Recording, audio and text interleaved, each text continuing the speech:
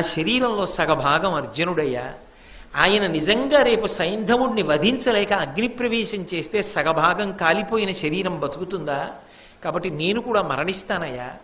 కానీ ఆ సైంధవుణ్ణి పట్టుకోవడం అంత తేలిక.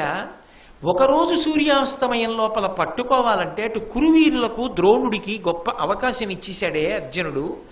రాత్రికి గురువు ఏ వ్యూహాన్ని రచిస్తాడో ఎలా పట్టుకుంటానో నాకేమీ మనసు అట్టం లేదయా. మనసు పరిపరి విధముల పోతోంది. రేపు నేను అర్జునుణ్ణి ఎలా రక్షించుకోవాలి, దానికోసం ఇంత కలత చెందుతున్నాను. ఎవరు? ఆయనని నమ్ముకున్నవాడు నిద్రపోతున్నాడు. తనని నమ్ముకున్నవాడు నిద్రపోతుంటే వాణ్ణి ఎలా రక్షించాలని పరమాత్మ నిద్రమాని తిరుగుతున్నాడు. అది భగవంతుని యొక్క అనుగ్రహం.